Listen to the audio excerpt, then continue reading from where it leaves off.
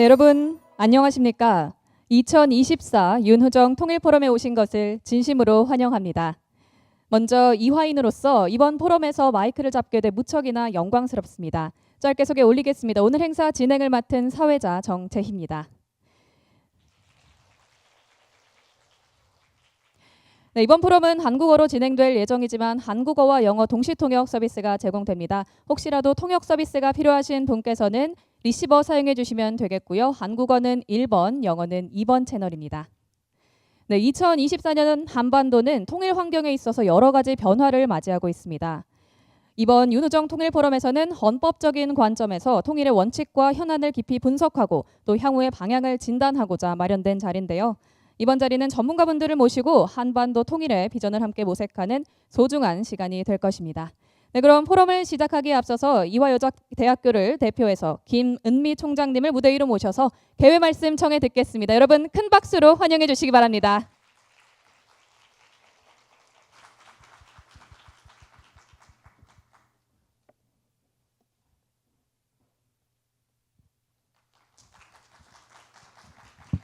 안녕하십니까. 이화여자대학교 총장 김은미입니다. 2024 윤후정 통일포럼에 오신 여러분들을 환영합니다. 윤후정 통일포럼은 우리나라 최초의 여성 헌법학자이시며 본교 법학과 교수 또 총장과 이사장을 역임하신 윤후정 선생님의 뜻을 받들어 2014년부터 국내외 석학을 모시고 한반도 통일과 평화를 토파왔습니다. 토파보다는 말은 사차치 면밀하게 살펴본다는 뜻의 우리말로 윤후정 통일포럼의 지적 여정을 잘 표현해 준다고 생각되어 이번 포럼의 제목으로 삼아보았습니다. 우리는 최근 여러 통일 환경의 변화에 직면해 있습니다. 북한의 헌법 수정을 포함한 다양한 형태의 도발, 러시아의 우크라이나 침공으로 시작된 전쟁의 여파로 새로운 밀월 관계를 갖고 있는 것으로 보이는 러북 관계, 정치, 경제, 군사적으로 성장을 이어가고 있는 중국, 중동에서 짙어지는 전쟁의 기운, 또 불과 한 달 앞으로 다가온 미국의 대선 등은 남북 관계와 또 우리 평화, 통일 전망에 거대한 회오리 바람, 어쩌면 태풍을 일으킬 수 있는 중요한 시점에 와 있습니다. 오늘의 윤후정 통일포럼은 이러한 문제들 가운데 특히 북한의 헌법 수정과 또 미국 대선이 한반도에 어떠한 영향을 미칠지에 대해서 초점을 두고 기획되었습니다. 특별히 기조 강연은 국제형사재판소 제2대 소장을 역임하신 송상현 서울대학교 명예교수님을 모시고 남북 통일 관계에서의 국제형사재판소의 역할이라는 주제의 기조 강연으로 시작합니다. 우리 사회의 큰 스승이신 송상현 교수님께서 통일과 국제법을 아우르는 귀한 말씀을 전해주시겠습니다. 내일 해외 출장을 떠나셔야 하는 바쁜 일정임에도 흔쾌히 본 포럼의 기조 강연을 맡아주셔서 다시 한번 깊은 감사 인사를 드립니다. 이어지는 제1세션은 헌법적 관점에서 통일을 논하는 최초의 자리입니다. 외교통상부 장관으로 서울대학교 교수로 한반도의 통일과 평화에 헌신하고 계신 윤영관 아산정책연구원 이사장님께서 좌장을 맡아주십니다. 발표와 토론회는 국내 최고의 헌법 전문가 교수님들을 모셨습니다. 최근 북한이 주장하고 있는 두 국가론에 관하여 선도적 연구와 분석을 제시하고 계신 송인호 한동대학교 교수님과 정대진 한라대학교 교수님께서 발표해 주십니다. 북한 인권 국제협력 대사로 국제사회에서 북한 인권 문제의 중요성을 널리 알리고 그 해결을 위해 공헌하신 이신화 고려대학교 교수님, 또 헌법재판소 선임 헌법연구관으로 지내신 본교 정인경 교수님께서 토론으로 논의를 확장해 주실 예정입니다. 제2세션에서는 11월 5일 미국 대선을 이제 불과 4주를 앞두고 있는 상황에서 미국 대선을 한반도 문제와 연결시켜서 덮어보고자 합니다. 잘 아시는 바와 같이 한반도의 통일과 평화는 세계 여러 나라와의 적극적인 협력 속에서 큰 동력을 얻을 수 있습니다. 특히 미국과는 그 관계가 특히 더욱 중요합니다. 우리가 통일 문제에 있어서 미국 대선에 관심을 기울여야 하는 중요한 이유가 되겠습니다. 이 현안에 대해서 오늘 모신 분들보다 더 탁월한 식견을 제시해 주실 분들은 아마 찾기 어려울 것입니다. 주한 미국 대사를 지내시고 미국 행정부의 가장 중요한 아시아 문제 전문가이며 남북한 문제에 대해서 최고의 전문성과 경력을 갖추신, 그리고 또 하나 우리 이화 가족이신 성김 현대자동차 고모님을 모셨습니다. 또 우리 방송계와 다양한 미디어에서 세계 정치 경제 현안들과 특히 미국 정치에 대해서 아주 촌철살인적인 핵심적으로 문제를 간결하고 이해하기 쉽게 분석해 주시면서 우리 지식의 진보를 이끌고 계신 정치학자 김지훈 박사님을 모셨습니다. 이 세션의 대담은 북한과 통일 문제에 대해서 깊이 있는 연구를 바탕으로 여러 매체에서도 명쾌한 분석을 해주고 계신 윤우정 통일포럼의 주관기관 본교 통일학연구원의 박원권 원장님께서 진행하실 것입니다. 저희 이화는 1998년 북한학 협동 과정을 일찍이 시작하였습니다. 지난 36년간 통일 및 북한 관련 전문가 양성, 학술 연구, 출판, 또 실천적 참여에 적극적으로 힘써왔습니다. 작년에는 그 역량을 인정받아서 통일부의 통일교육 선도대학으로 선정된 바 있습니다. 한반도 통일과 평화를 향한 이화의 여정은 앞으로도 기민하고 굳건하게 지속될 것입니다. 이 귀한 자리에 관심을 가져주시고 또 수고를 기울여주신 모든 분들께 깊은 감사를 전합니다. 오늘의 논의가 통일과 평화를 향한 우리의 발걸음에 큰 빛을 밝혀주시기를 기대합니다. 이화를 세우시고 지켜주신 하나님께서 또 오늘 참석하신 모든 분들과 통일과 평화를 염원하고 준비하는 모든 분들에게 함께하여 주시기를 기도드립니다. 감사합니다. 네, 두 국가론에 대한 헌법적 분석으로 진행되는 첫 번째 세션 시작하겠습니다. 그럼 저는 오늘 마이크를 좌장님께 넘겨드리도록 하겠습니다. 안녕하십니까. 윤영관 교수입니다. 오늘 이렇게 귀한 자리에 초빙해 주신 김은미 총장님께 감사드립니다. 이 통일 문제가 우리 전 국민들의 뜨거운 관심사인데 최근에 들어가지고 어떤 정치인의 발언, 또 그다음에 몇 달 전에 그 북한 쪽에서의 어떤 그 입장이 그 적대적 두 국가론으로 선회하고 하면서 온 국민들의 관심이 이 문제에 집중이 되어 있는 것 같습니다. 이렇게 뜻깊은 자리 또 시적절한 회의를 주관해 주신 이화여대 측에 감사드립니다. 이 통일 문제는 여러 가지 측면에서 접근을 할 수가 있을 것 같습니다. 저는 이제 국제정치학을 공부를 한 사람이어가지고 아무래도 정치적인 관점에서 이제 이렇게 들여다봐 왔었는데, 어찌 보면은 통일이 달성이 되려면은 이 통일을 원치 않는, 어떤 면에서는 현상 유지를 원하는 주변 국가들의 어떤 그 희망이라고 할까, 그 사이에서 작동하는 힘이 최대한으로 약화가 되고, 그래서 우리 쪽에서는 주변 국가들이 모두 통일에 찬성하는 방향으로 나가도록 의결을 하는 것이 중요할 것 같습니다. 근데 그거 못지않게 또 중요한 것은 이 구심력 차원에서 남과 북의 주민들이 서로를 끌어당기는 힘이 강해져야 된다, 이렇게 생각을 하는데, 지금 현재 김정은 위원장이 적대적 두 국가론으로 선회를 하고 있는 현상은 바로 그 남과 북의 단절을 더욱 심하게 깊게 만들려고 하는 시도인 것 같습니다.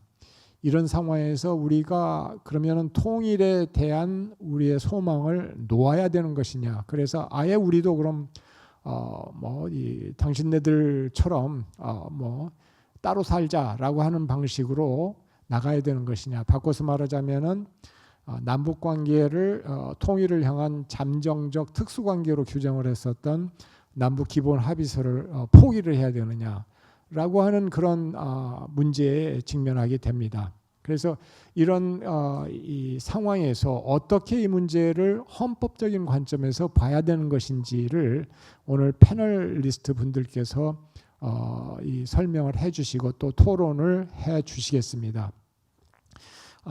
이 송인호 교수님은 한동대 학교의 법학과 교수님이시고 또 정대진 교수님은 한라대학교의 법학을 전공하신 이 분입니다. 그래서 법학을 전공하신 이 두 분 선생님께서 발표를 해주시고 한 20분 정도 시간을 드릴까 합니다. 그리고 이제 토론자로는 고려대학교에서 이 재직하고 계시는 이신화 교수님, 전 북한인권 국제협력대사이신데 토론해 주시겠고, 그다음에 이화여자대학교에서 헌법을 전공하신 정인경 교수님께서 또 토론을 해 주시겠습니다. 두 분 토론자분께는 10분 정도 이렇게 시간을 드리도록 하겠습니다. 그래서 여기에 계신 분들 모두가 토론에 참여하실 수 있도록 플로어를 오픈해가지고 질의응답 시간도 가질 수 있도록 한번 해보겠습니다. 그럼 먼저 송인호 교수님께서 발표해 주시겠습니다.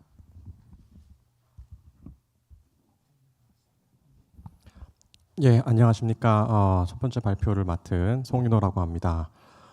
또 먼저 이렇게 귀한 자리에 초청을 해주셔서 또 이렇게 발표를 할 수 있는 기회를 주신 데에 대해서 깊이 감사를 드립니다.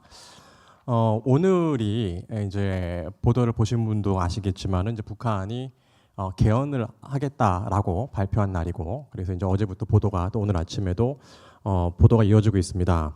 통일 조항을 삭제하고 북한은 이제 우리 헌법 4조에 통일 조항이 있는 것처럼 북한은 이제 9조에 있습니다. 9조에도 있고 이제 헌법 북한 헌법 서문에도 있는데요.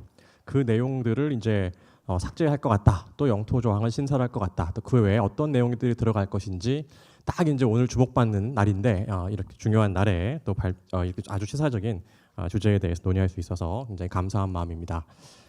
그러면 이제 본격적으로 시작하도록 하겠습니다.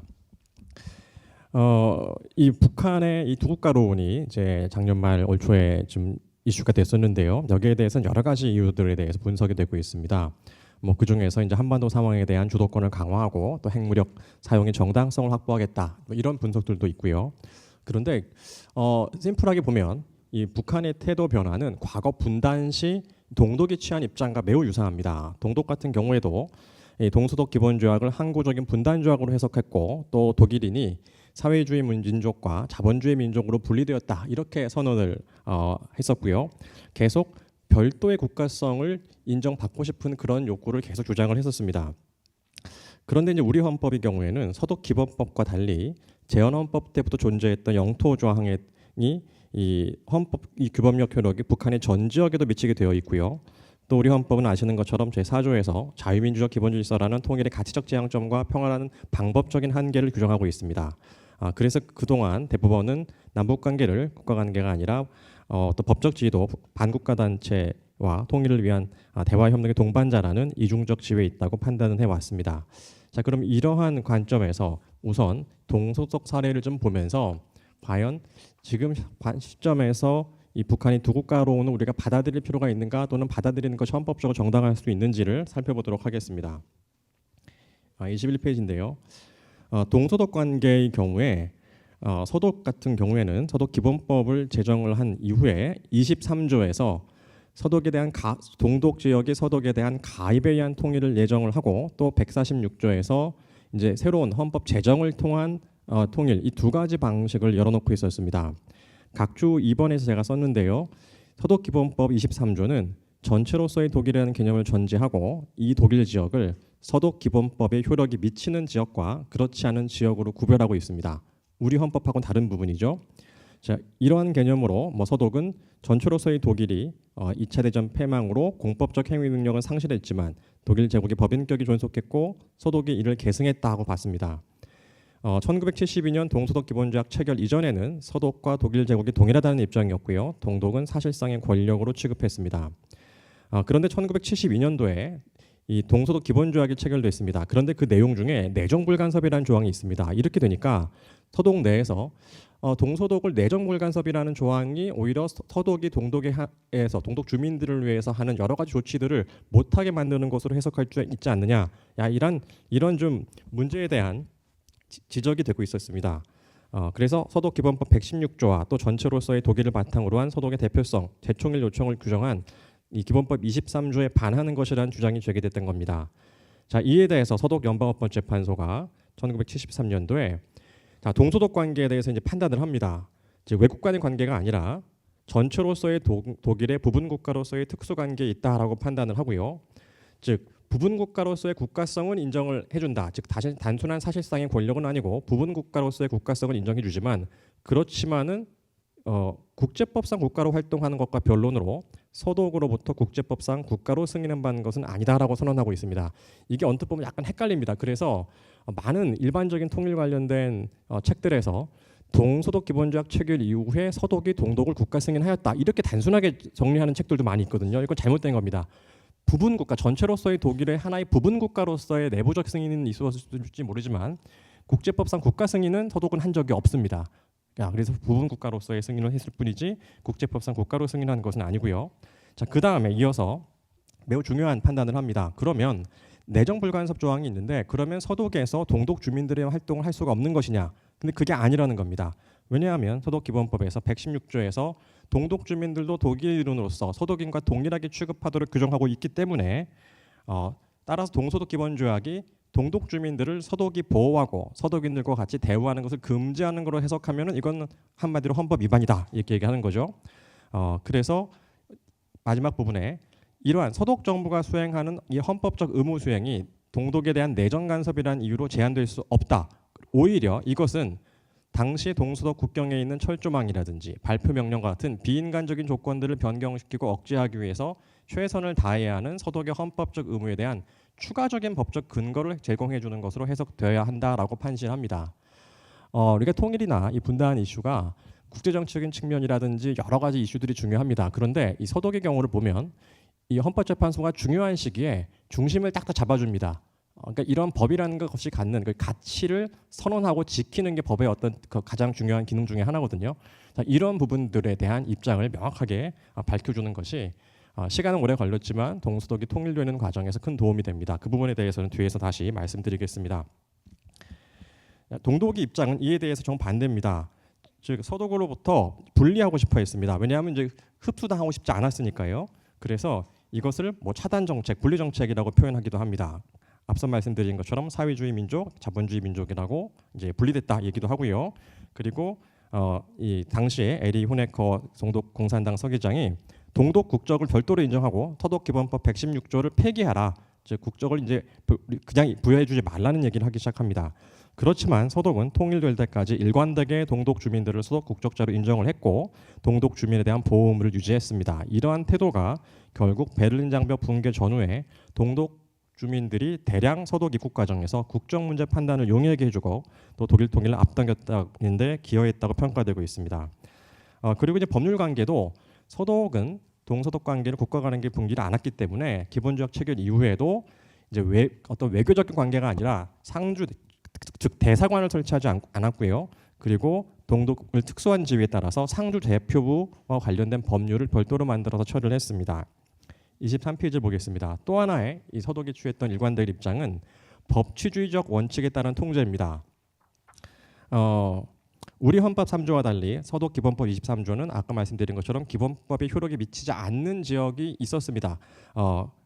그렇지만 서독은 법치국가적 원칙을 통해서 동독 법체계의 반인권적인 측면을 통제했습니다.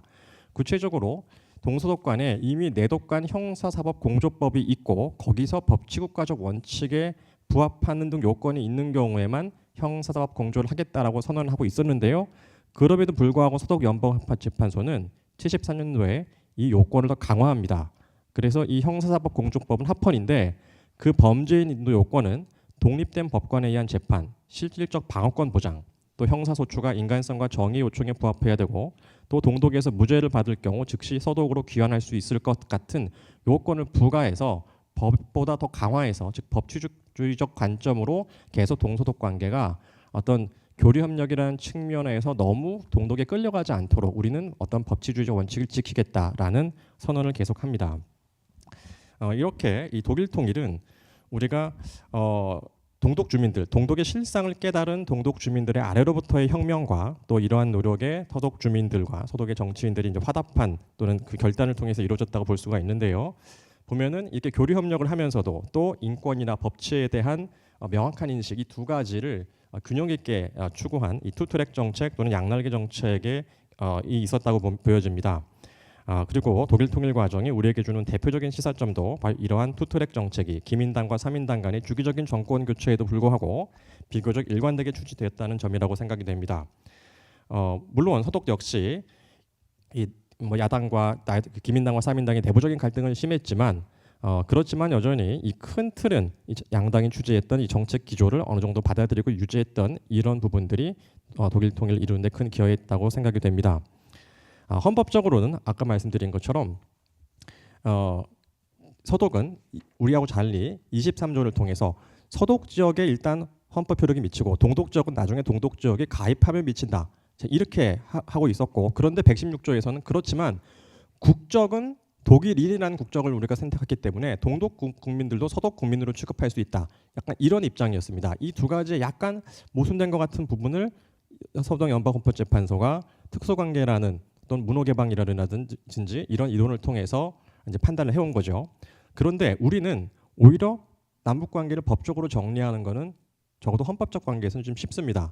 즉 영토 조항 때문에 우리는 헌법의 규범적 효력이 북한의 전 지역에도 미치기 때문에 이는 서독 기본법 23조에서 동독 지역에는 서독 기본법 효력이 원칙적으로 미치지 않는다고 규정하는 것과 근본적으로는 차이가 있습니다. 즉 남북 관계의 경우에는 헌법적인 측면에서 서독의 경우보다 더 엄격하게 남북 관계를 국가 관계로 해석하는 것을 제한하고 있다고 볼 수가 있습니다. 다음으로는 이 북한이나 북한 주민의 법적 지위 관점에서 한번 살펴보겠습니다. 일단 북한 주민의 법적 지위 관점에 대해서 살펴보겠는데요. 북한은 이중적 지위, 아까 말씀드린 것처럼 이중적 지위로 우리가 판단하고 있고요. 영토 조항은 이제 임시정부 시절부터 있었습니다. 그리고 48년 제헌헌법 제정 과정에서도 이미 분단 사실을 인식하면서도 이 수많은 논의를 통해서 영토 조항을 헌법에 넣었습니다. 25페이지를 보겠는데요. 자, 그럼 이 영토 조항을 어떻게 해석할 것인지를 한번 생각해 봤습니다. 25페이지 제일 앞부분입니다. 윗부분입니다. 즉 영토 조항은 제헌헌법 당시의 분단 현실, 즉 헌법 규범과 헌법 현실의 불일치를 인식하면서도 오히려 헌법 현실을 헌법 규범에 일치시키고자 한 헌법 제정 권력자의 명확한 의지와 결단의 표현이었다라고 볼 수 있다고 생각이 됩니다. 따라서 그 규범력을 임의로 배제하는 것은 바람직하지 않고요. 자, 그리고 또 하나, 이게 단순히 북한 땅이 우리 땅이라는 영토 공권적인 의미냐, 이걸 좀 다르게 보면 즉 북한 주민도 대한민국 국민으로 생각하고 보호하겠다라는 당시 헌법 제정 권력자, 즉 당시 대한민국 국민들의 자국민 보호 의무의 대내외적인 명시적 선언이라고 해석하는 것이 타당하지 않을까 싶습니다. 결국 헌법 조항 간의 관계는 가급적 각 조항 간의 이 규범력이 훼손되지 않도록 규범 조화적으로 해석하는 것이 바람직하다는 점에서 영토 조항이나 또는 헌법 전문에 있는 국민에게 부여되는 평화통일 사명의 기초에서 분단이라는 헌법 현실을 영토 조항이라는 헌법 규범에 일치시키도록 하는 헌법적 책무를 모든 헌법 수범자에게 부여하는 조항이고, 즉 북한 지역에도 대한민국 헌법이 실질적 규범력이 실현되는 상태, 즉 통일 상태를 부여하는 책임 조항이고, 헌법 4조의 관계에 있어서는 적어도 북한 체제가 자유민주적 기본 질서에 부합하는 방향으로 변화되기 전까지는 북한 주민을 대한민국 국민으로 보호하겠다는 헌법적 의지의 표현으로 해석할 필요가 있다고 봅니다.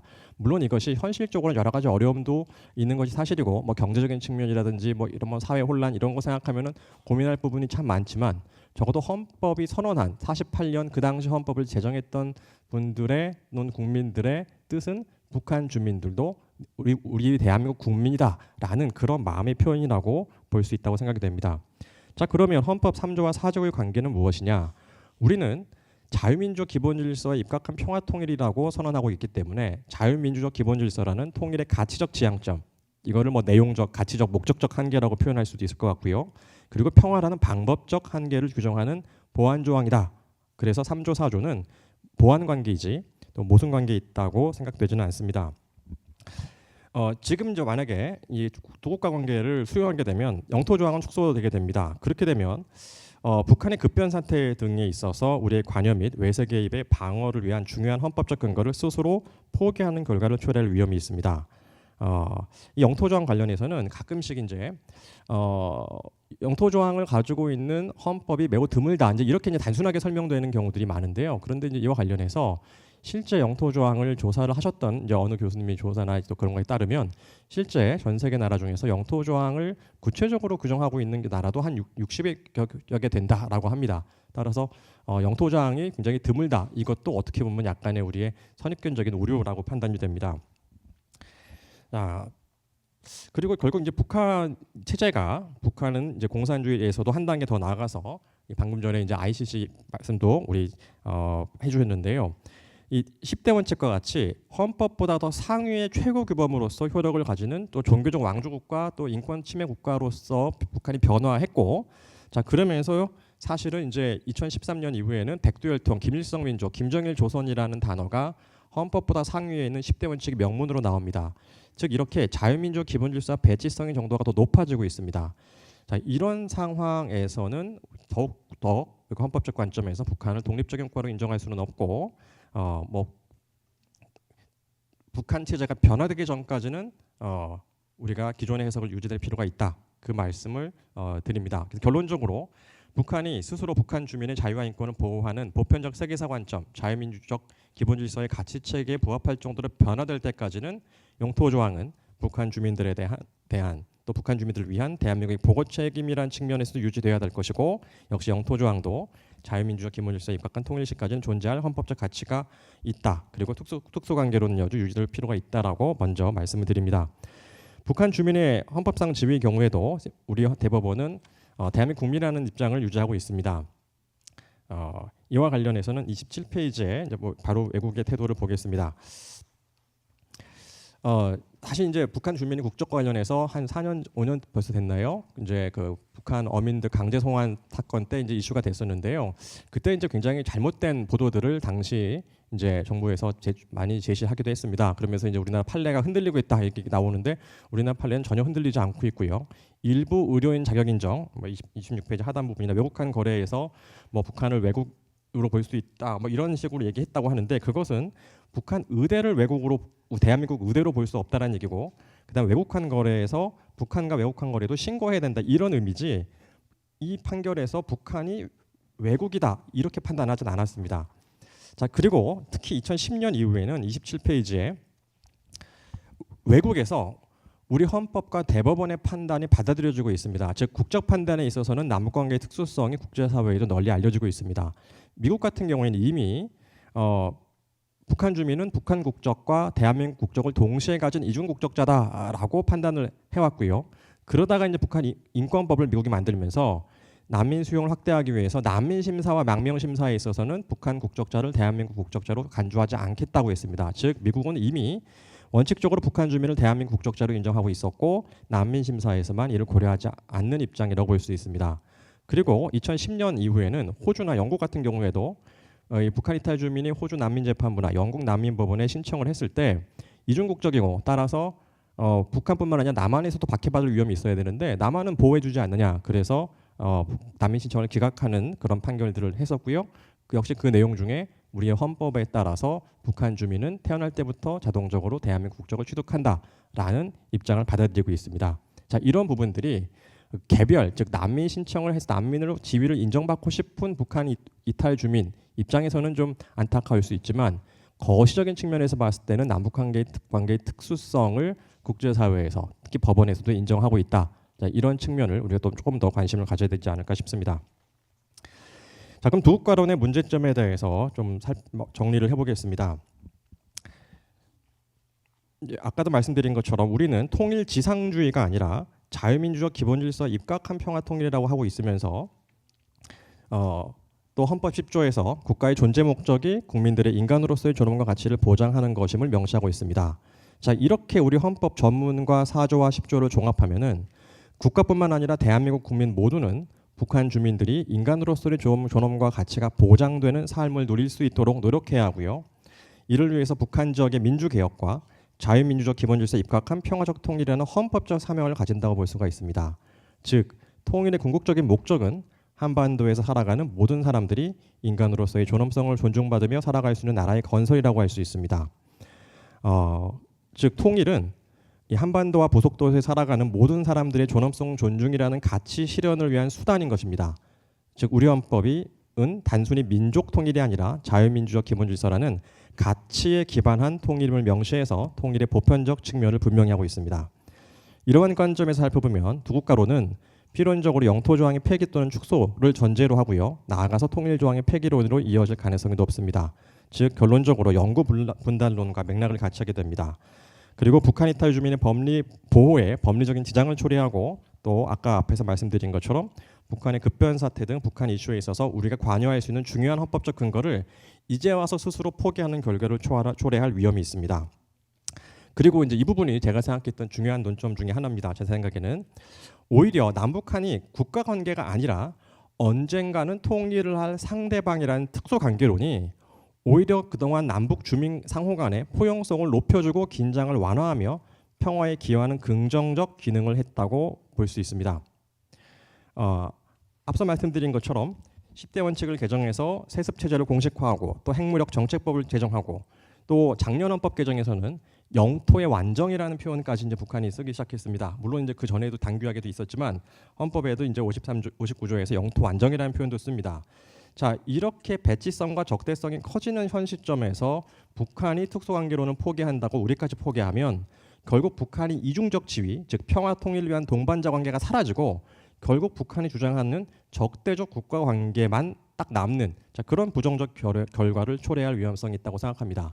그러니까 우리 국민들 입장에서도 언젠가 통일을 할 상대방이야라고 생각하니까 북한이 좀 자극을 하고 도발을 해도 좀 참는 게 있거든요. 그런데 그냥 완전히 외국이야 그러면 완전한 외국이 지금 북한처럼 도발을 하면 이거는 전쟁하자는 얘기거든요. 그러니까 결국은 특수관계론이 우리 국민들의 북한에 대한 어떤 인내심을 그냥 버티게 해주는 겁니다. 아, 그냥 통일할 상대방이고 그런 얘기 하니까 내가 통일을 좋아하든 좋아하지 않든 뭐 동반자고 그런 측면도 있다고 하니까 좀 참자이 되는 겁니다.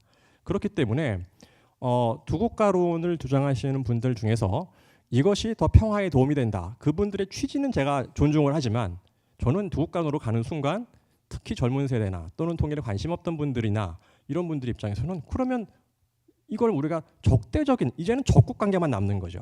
따라서 특수관계론이 오히려 평화에 더 이바지하는 그런 기능이 있다라고 생각이 됩니다. 자, 그리고 결국 북한 내부에서도 결국 계속해서 통일이라는 것이 북한 체제를 지탱하는 하나의 명분 중에 하나였는데 이걸 포기한다는 것이 이제 북한 주민들에게도 충격적이고 받아들여지기가 쉽지 않았다는 점에서 더욱더 이제 우리가 신중하게 접근해야 된다고 생각이 되고요. 그리고 또 이제 일부에서는 대북 정책의 측면에서 두 국가론, 북한을 국가로 인정해야지 우리가 북한과 합의를 하고 했을 때 이것이 조약으로서 의미가 있다. 이렇게 주장하시는 분도 있는데요. 근데 국제법 전공하시는 분은 다 아시는 것처럼 국가성 인정이 조약 체결의 어떤 요건은 아닙니다. 국가가 아닌 집단하고도 조약 체결은 가능하거든요. 따라서 그런 부분들도 필연적인 것은 아니라라고 생각이 됩니다. 예, 29페이지 마무리하겠습니다. 제가 이제 결론에서 한반도 가치 공동체 통일 방안이라는 얘기를 썼는데요. 제가 이제 작년부터 좀 이런 얘기들을 종종 발표할 때 합니다. 통일을 비롯한 남북 관계 이슈를 저는 이제 보편적인 관점으로 좀 접근할 필요가 있다고 생각이 듭니다. 앞서 말씀드린 것처럼 우리 헌법에서도 인간의 존엄과 가치, 자유와 인권 증진 이런 부분들이 굉장히 나와 있고요. 이렇게 보편적인 관점에서 이해해야 되고 이렇게 할 때 국제사회의 공감과 지지를 얻을 수 있다고 생각합니다. 앞서 말씀드린 것처럼 우리 대한민국은 민족 통일이 아니라 자유민주적 기본질서라는 보편적 가치 관점에서 통일을 추진한다고 이미 명시하고 있고요. 그런 면에서 봤을 때는 민족공동체 통일 방안은 우리 헌법의 정신을 온전히 담아내지 못하고 있지 않을까라고 생각을 합니다. 특히 기존의 이 통일 방안 중에 있던 남북연합이라는 부분은 사실은 북한의 체제가 변화되지 않는 상황에서라면 이거는 자유민주적 기본질서에 배치될 수 있기 때문에 헌법 4조 위반의 소지가 좀 있습니다. 왜냐하면 남북연합이라는 단계에서는 남북강요회의, 남북평의회 이런 걸 하거든요. 근데 이거는 헌법 개정 사항이죠. 우리나라 국회가 있고 우리나라 대통령이 있는데 남북정상회의나 남북강요회의나 남북평의회에서 했던 것에 대한 어떤 권위를 인정한다는 것은 헌법을 개정해야 되는 사안인데 헌법 개정하지도 않고 남북연합을 실시한다. 이거는 더구나 북한 체제가 변화되지 않은 상황에서 그러면 이제 헌법 4조의 위반 요지가 있다고 판단이 됩니다. 그리고 이렇게 헌법 자유민주 기본질서라는 걸 강조를 하는 것이 그리고 이걸 반영한 것이 이제 한반도 가치공동체 통일 방안이라는 표현인데요. 이렇게 접근할 때 20, 30대 젊은 세대라든지 또 국제사회의 지원을 받을 수 있고 민족 개념으로 접근하면은 민족 개념이라는 게 우리나라에 생각하는 것과 달리 아시는 것처럼 국제사회에서는 민족이라는 말이 부정적인 뉘앙스도 갖고 있기 때문에 위험성이 있기 때문에 그런 면에서도 우리가 한번 좀 고민해봐야 될 것 같고요. 그리고 이제 아시는 것처럼 독일도 1970년대 80년대 헌법 애국주의라고 해서 이 애국심의 대상을 민족이라든지 이렇게 보지 말고 어떤 헌법적 가치 정신으로 잡자. 이게 이제 슈테른베르그라든지 하버마스 이런 사람들도 얘기했던 것이고 이런 부분들이 동서독 통일을 유럽 통합의 관점에서 뭔가 가치적으로 설명하는 그런 기여도 했다고 합니다. 정리하면 이제 4조의 정신에 따라서 자유민족 기본질서의 북한 지역으로 확산이라는 보편적 가치질서와 인류 문명사회 관점에서 남북 통일을 바라볼 필요가 있고요. 그리고 이러한 관점에서 통일은 어차피 지속적으로 수십 년 동안 즉 정치적으로 일회적으로 법적으로 통일이 될 수는 있지만 진짜 남북한 주민들이 하나가 되는 데는 한 50년 100년이 되겠죠. 마치 이탈리아 통일을 1800년대 중반에 한 다음에 이제 이탈리아를 통일했다. 이제 이탈리아인을 만들 차례다라고 어느 정치인이 얘기한 것처럼 이렇게 한반도 가치공동체 통일 방안이 이러한 통일의 계승적 역사적 관점을 더 잘 담아낼 수 있다고 생각되고요. 그리고 이렇게 하는 것이 북한 주민들의 입장에서도 단순히 남한 체제로 흡수되는 것이 아니라 스스로 보편적 인류 문명사에 참여하는 것이라는 긍정적인 측면으로 작용할 수 있다고 생각합니다. 그리고 이것은 점진적 급속한 통일뿐만 아니라 점진적인 통일의 관점에서도 마찬가지로 적용될 수 있다고 생각됩니다. 즉 이렇게 남북 관계가 남한은 지금 한 90% 달성했다. 근데 북한은 한 5 정도다. 이것이 우리가 같이 한반도에 이런 자유민주적 기본질서, 인간의 존엄과 가치가 존중되는 그러한 어떤 공동체를 만들어 가자라고 본다면 그러면 결국은 우리가 북한을 점진적으로 견인해 나가면서 함께 노력한다라는 점진적 통일에도 적용할 수 있다는 것이죠. 그리고 통일 내용도 우리가 방식도 꼭 3단계가 아니라 한 2단계 이러한 가치 체제가 공유할 수 있는 마치 KU 남북 국가연합, 코리안 유니언과 같은 그것도 우리가 구상해 볼 수 있지 않을까 싶습니다. 이렇게 지금은 우리가 이제 두국가론에 대해서 이 전체적인 틀을 바꾸기 위한 어떤 그런 관점이 아니라 조금 더 젊은 세대를 설득하고 미래 세대의 꿈을 담아낼 수 있는 그런 관점으로 이 인간의 존엄성 존중이라는 보편적 가치를 공유하는 그러한 꿈을 함께 꾸고 미래 세대에 심어주는 일을 지금 해야 되지 않을까 싶습니다. 예, 이상으로 발표를 마치겠습니다.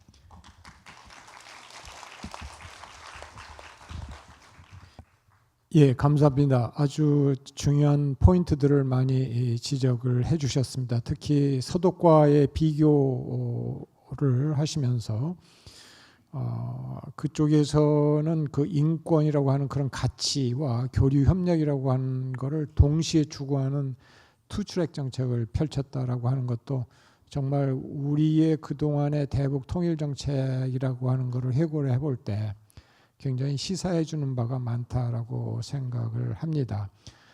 서독 재판소가 판결을 통해서 뭐라고 할까 그 중심을 아주 든든하게 잡아주는 역할을 했다라고 하는 그런 측면도 지적을 해주셨고 두 국가론 그 한반도에 있어서의 두 국가론 얘기를 많이들 하고 있는데 이거는 영구 분단로로 갈 가능성이 있고 급변 상황이 발생을 했었을 때 북한 이슈에 우리가 스스로 관여할 수 있는 그 근거를 헌법적인 근거를 포기하는 것이다라고 하는 지적도 중요한 지적인 것 같습니다.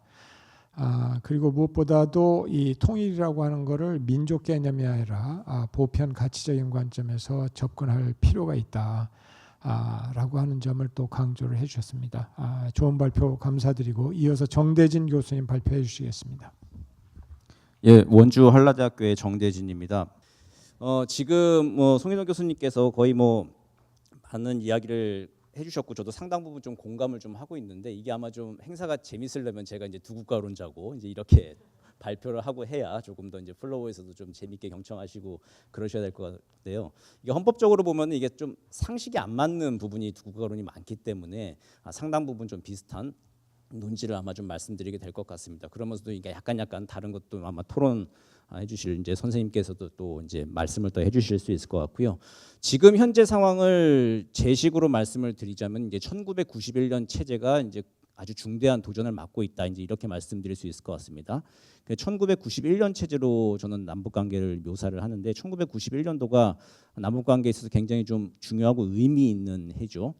그해 남북이 이제 유엔에 동시 가입을 하면서 국제사회 평면에서 봤을 때는 어쨌든 두 국가 DPRK와 ROK 이제 두 국가 평면이 맞춰졌고 그렇지만 이제 그해 또 12월에 남북 기본 합의서를 채택하면서 남북이 서로의 관계를 국가 대 국가, 나라와 나라 사이의 관계가 아니라 통일을 지향하는 잠정적인 특수관계라고 이야기를 해서 한 축의 남북관계 특수성, 남북이 합의라고 또 국제사회 평면에서는 이제 국제관계 보편성에 또 규율을 받는 이 두 개의 기둥이 완성된 그게 이제 1991년도였습니다. 그렇게 한 30년 넘게 남북관계가 유지가 됐었는데 이게 2023년 작년 말 12월 달에 김정은이 느닷없이 적대적 두 국가론을 이야기하면서 이제 남북관계 특수성 기둥이 이제 심각한 균열을 좀 맞고 있는 상황입니다. 그리고 또 이화대학이 참 대단한 이제 이게 운이 참 좋은 것 같습니다. 이게 또 오늘 또 마침 이제 지금 북에서 최고인민회의 열어가지고 작년 연말에 김정은 얘기하고 나서 특별하게 지금 북한이 과거와 달리 이렇게 전략적 변화가 있은 다음에 이게 바로 최고 지도자 얘기하면은 바로 다음에 이제 선전선동 붙고 아주 속도감 있게 여러 가지 공간 문호도 바꾸고 속도감 있게 이제 그 자신들의 전략적인 변화를 선전을 많이 했는데 지난 한 6개월, 10개월 가까이 이제 그런 모습들이 많이 보이진 않았습니다. 그러니까 김정은 혼자서 이제 작년 12월 그리고 올해 1월 그리고 올해 2월 달 각각 최고인민회의와 국방성 가서 연설하고 이제 하는 식으로 해서 김정만 세 번을 통해서 적대적 두 국가를 얘기하고 그동안에 뭐 최고인민회의나 아니면 뭐 교과서의 변화나 이런 것들이 눈에 보이지 않다가 아마 오늘부로 이제 시작이 될 것 같은데 그날 또 딱 맞춰가지고 이렇게 또 학술대회를 여시니까 이제 참 굉장히 좀 날짜를 좀 태기를 잘 하신 것 같습니다.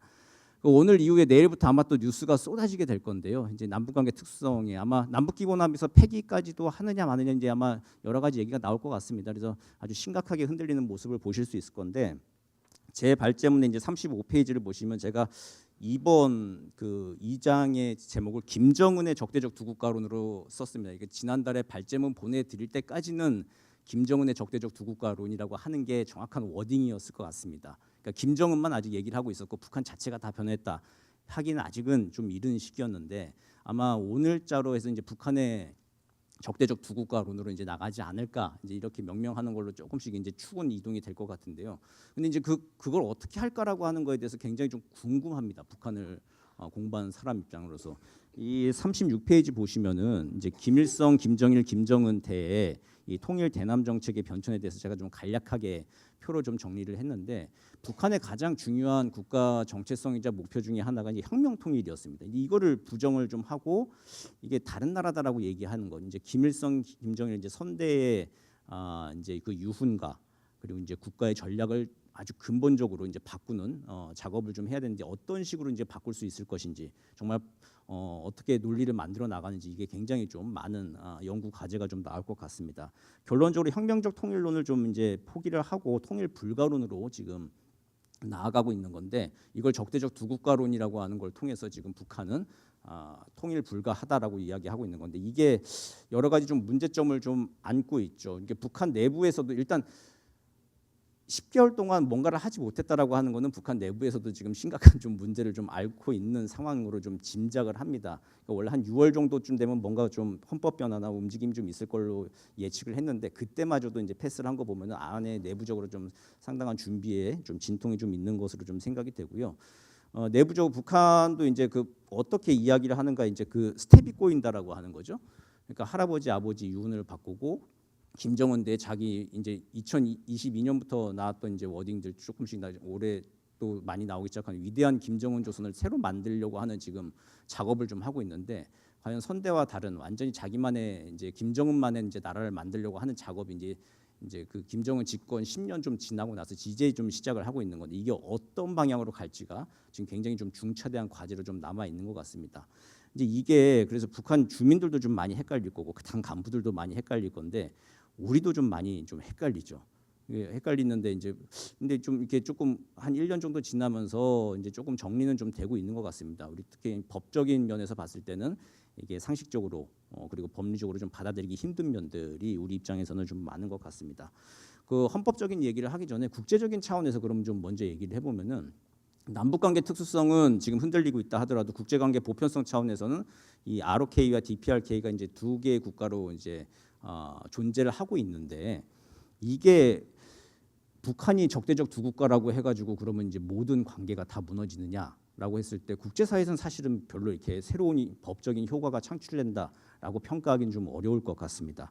그러니까 258건에 달하는 남북한 합의서 같은 게 유엔에 기탁되거나 아니면 뭐 다른 나라와 관련돼 가지고 뭐 제3자적 효력이 생겼던 문제가 있다거나 이런 적이 없었기 때문에 사실은 뭐 국제사회 행위자들 사이에서 남북 관계, 북한의 일방적인 주장에 따라서 뭐 권리 의무의 관계가 변한다라고 좀 보긴 좀 어려울 것 같고요.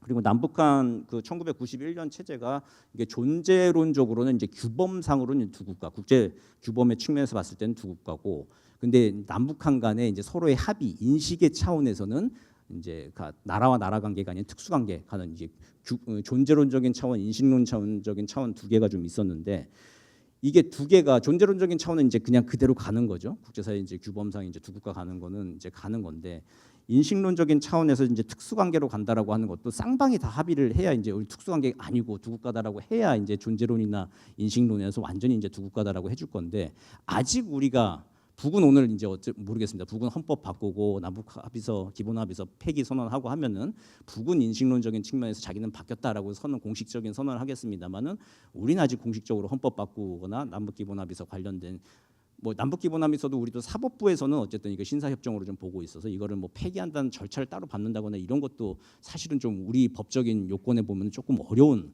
상황입니다. 그래서 우리가 이게 지금 두 국가론을 완전 받아들인다. 그 인식론적으로도 합의가 됐다라고 좀 볼 수 없는 상황이기 때문에 아직은 이 적대적 두 국가라고 하는 게 이게 좀 받아들이기가 좀 어려운 것이 아닌가라고 이제 생각이 좀 듭니다.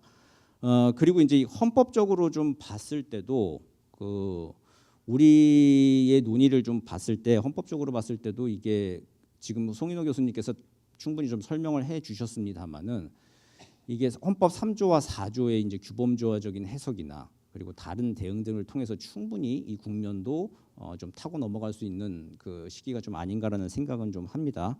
뭐냐면은 헌법 3조와 4조, 그러니까 제 발제문의 40페이지 이하 내용인데요. 헌법적인 내용을 이제 3조 영토 조항과 4조 평화 통일 조항의 이제 규범조화적인 해석, 그리고 41페이지에 있는 조금 전에 말씀드렸던 내용인데 쌍방향 특수관계였던 것이 지금 이제 일방향 특수관계로 변했는데 이걸 이제 어떻게 잘 동력을 유지할 것인가라고 상황 관리를 어떻게 할 것이냐는 문제. 그리고 이제 세 번째, 헌법에 근거해서 통일 중간 단계를 좀 다양화하면서 통일 동력, 논의의 동력을 좀 계속 유지하는 이런 방법들로 특별히 지금 이제 좀 어려워 보이는 이 적대적 두 국가론이 나오고 있는 이 단계를 조금 우리가 좀 헤쳐나갈 수 있지 않을까라는 생각은 해봅니다.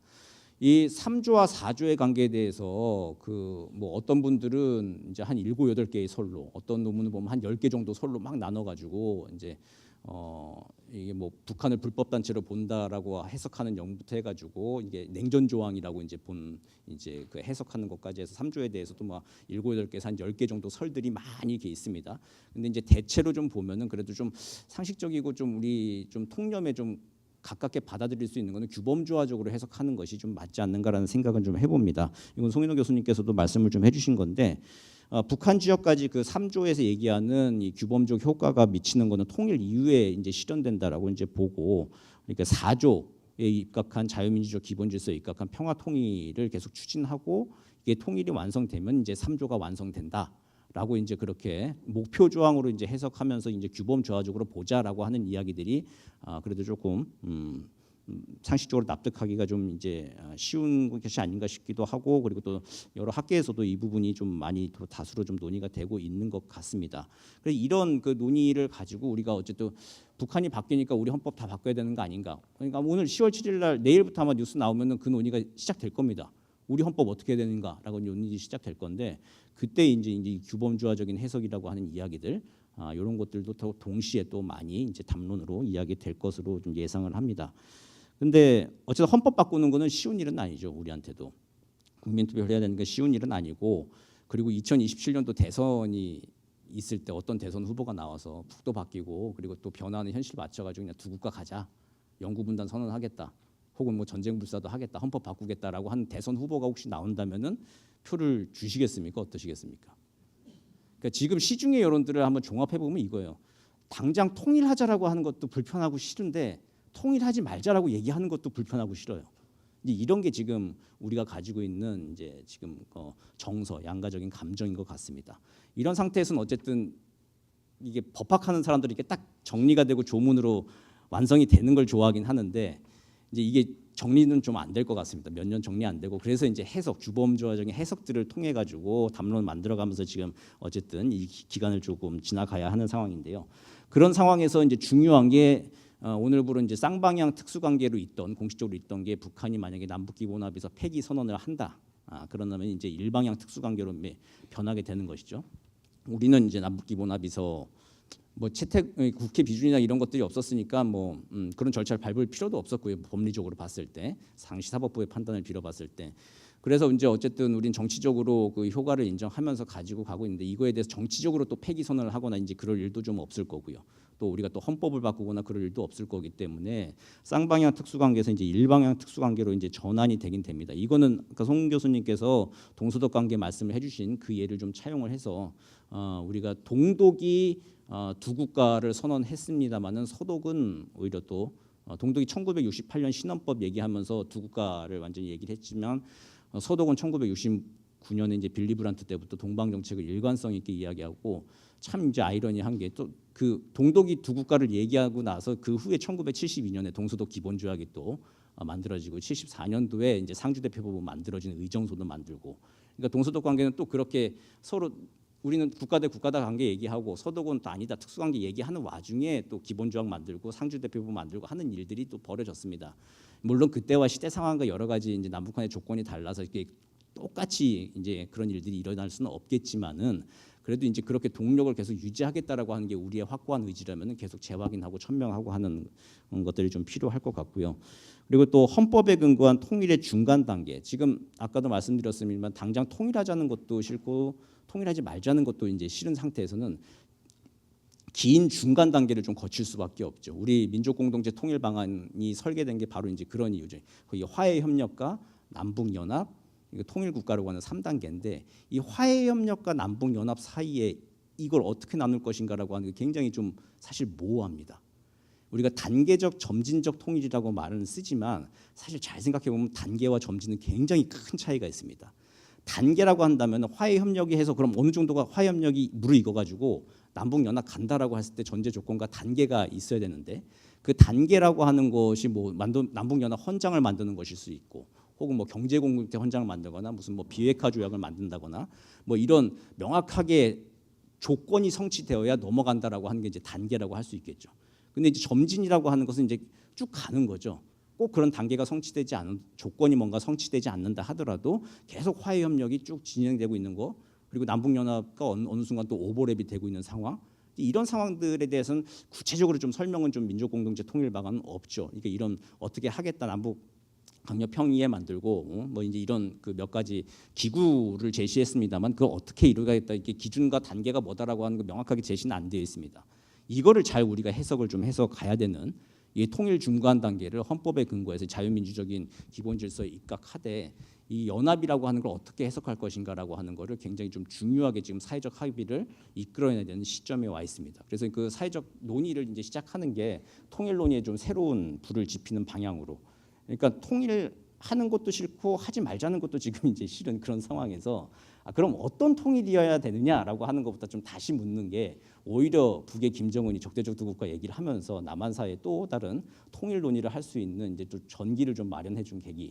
제가 너무 좀 긍정적으로 보는 건지 모르겠습니다만은 좀 어쨌든 밝고 긍정적인 면으로 좀 세상을 좀 보려고 노력하는 편이라서 그렇게 좀 연합이라고 하는 것을 헌법에 근거해서 좀 새로운 중간 단계를 만들어 나가는 걸로 좀 해석을 해보자. 그러니까 저는 이제 그걸 사실상의 남북연합, 그러니까 사실상의 남북연합이라고 하는 개념이 2000년대 초반부터 이미 많이 쓰였죠. 이제 이걸 다시 좀 재조명을 하고 어떻게 볼 것인가에 대해서 설들이 많습니다. 연합을 어떻게 볼 것이냐에 설들이 굉장히 많은데 그 설들을 모아놓고 연합에 대해서만 또 한번 또 이렇게 학술대도 열고 포럼도 열고 세미나도 하고 하면서 좀 논의를 다양화시킬 필요가 있다. 이제 이런 시점이 좀 온 것 같습니다.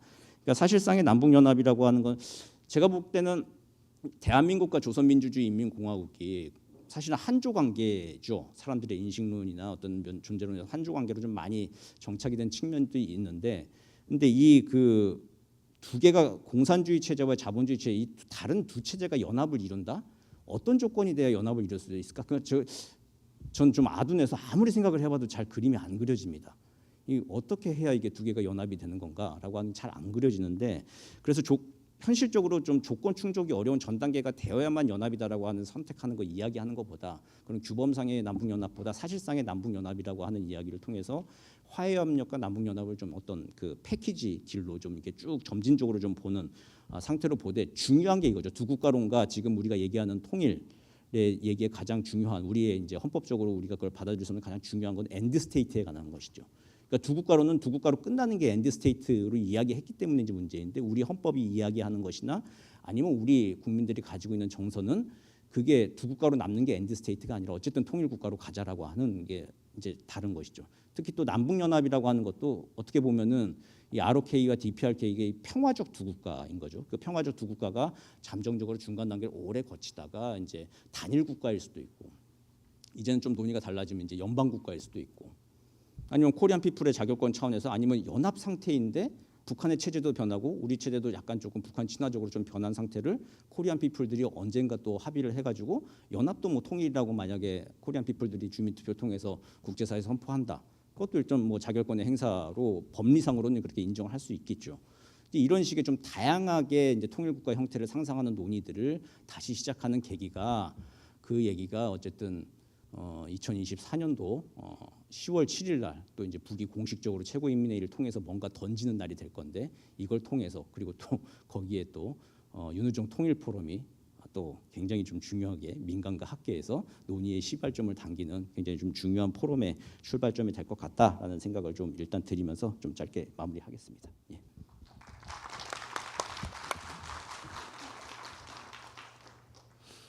감사합니다. 1991년 체제가 작년 말 김정은의 적대적 두 국가론 주장으로 인해서 위기에 봉착해 있는 상황을 잘 설명을 해 주셨습니다. 그리고 그 과정에서 이 남북 기본 합의서를 폐기 선언하는 경우에 쌍방의 특수 관계에서 일방의 특수 관계로 전환하는 그거에 대한 대비의 필요성도 지적을 해주셨고, 무엇보다도 이 화해 협력에서 남북 연합을 거쳐서 통일에 이르는 그 민족 공동체 통일 방안의 중간 단계, 이 남북 연합에 대한 논의를 구체화해야 되고 또 사회적 합의를 이루어야 된다라고 하는 주장을 설득력 있게 해주셨습니다. 그럼 이어서 두 분 토론으로 넘어가겠습니다. 이신화 교수님께서 토론해 주시죠. 예.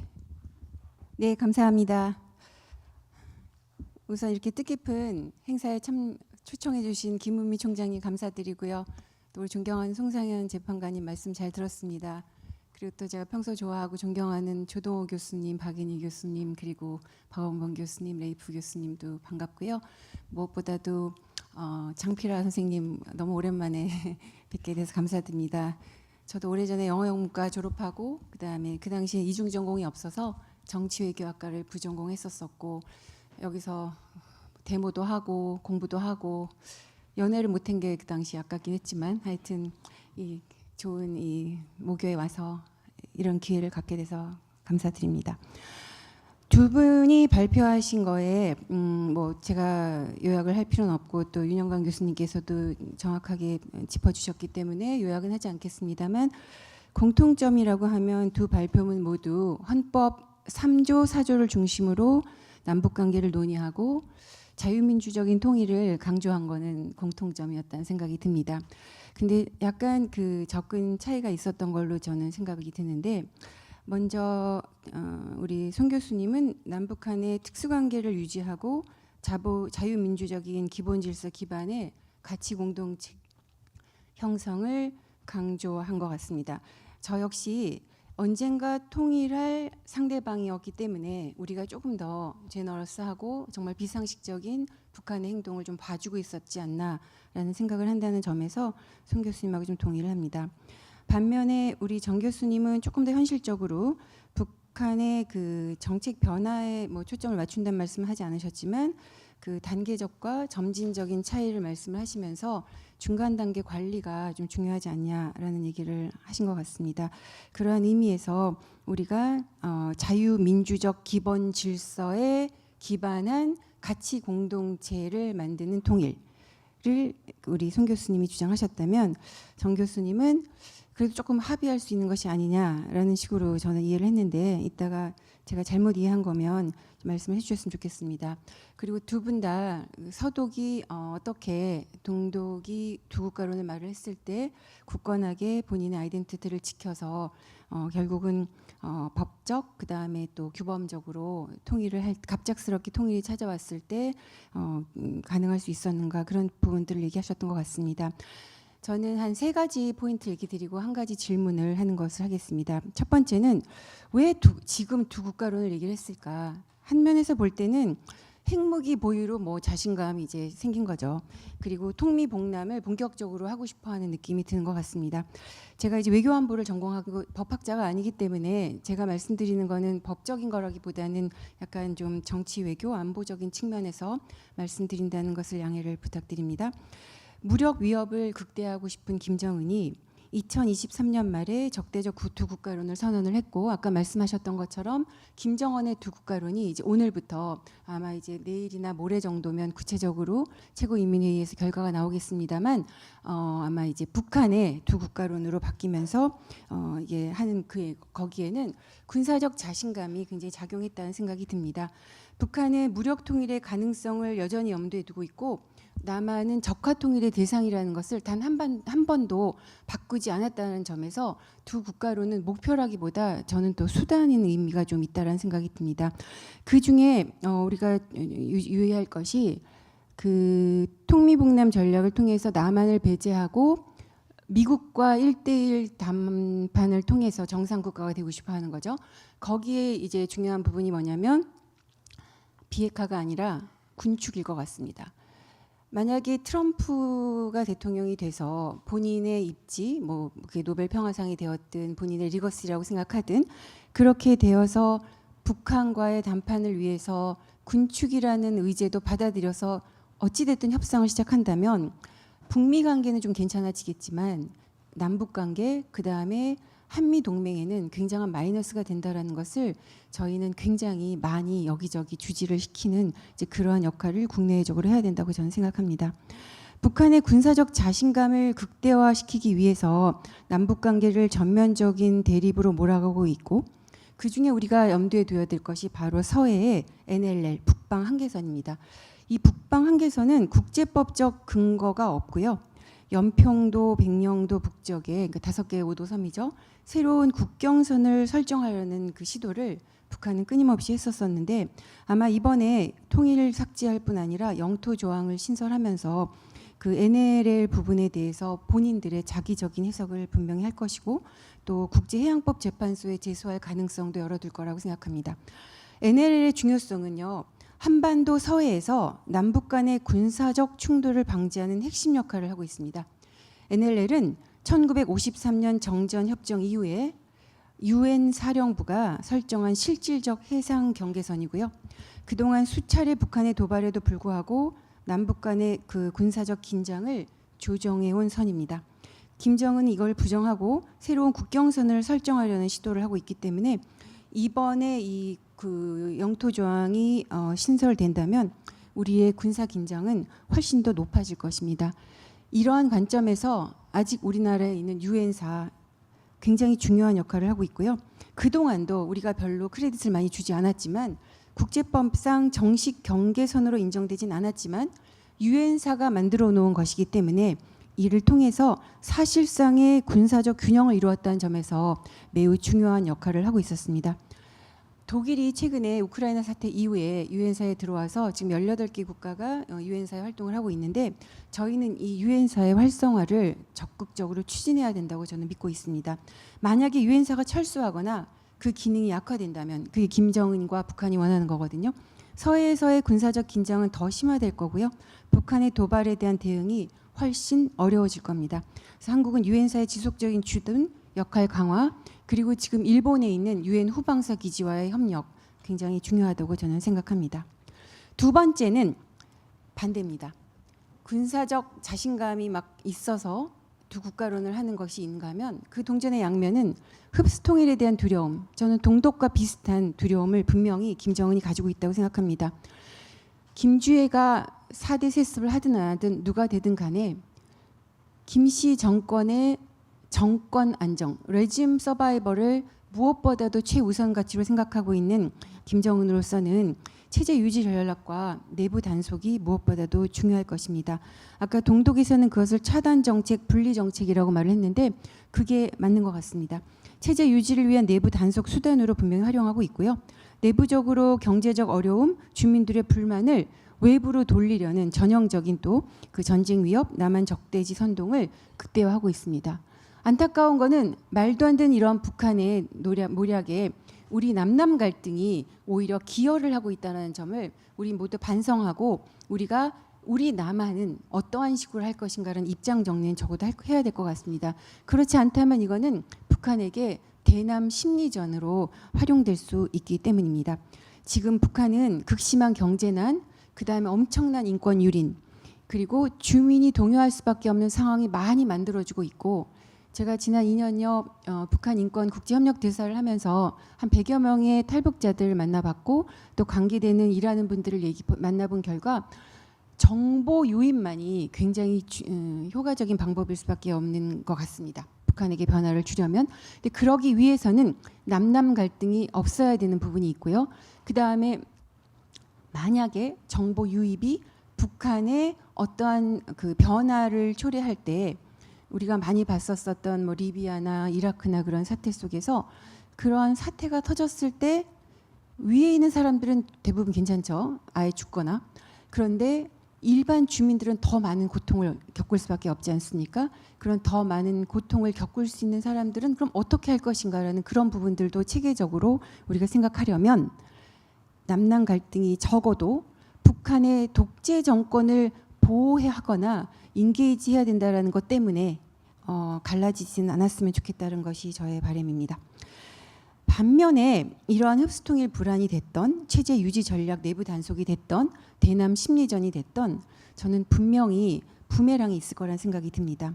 그 부메랑은 선대 김일성, 김정일 그것도 가짜로 만들어진 거긴 합니다만 이 백두혈통이 강조됐던 민족 통합, 우리 민족끼리 그리고 북한의 헌법 제9조에는 온 민족의 단합된 힘으로 조국 통일의 업적을 달성해야 된다고 써 있거든요.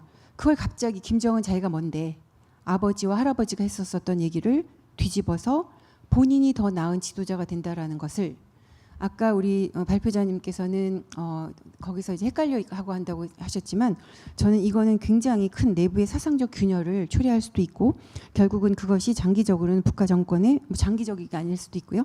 부메랑이 될 수밖에 없다라는 생각을 하고 있습니다. 세 번째는 저도 서독 얘기를 좀 해야 될 것 같은데요.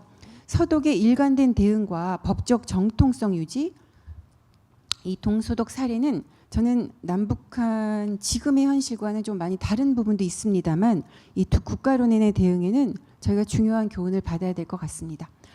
동독은 1960년대 말부터 이미 흡수 통일에 대한 불안함을 가지고 두 국가론을 주장했었거든요. 그리고 서독과의 분리를 계속 공식적으로 선언하다가 1974년에 이제 법을 만들었죠.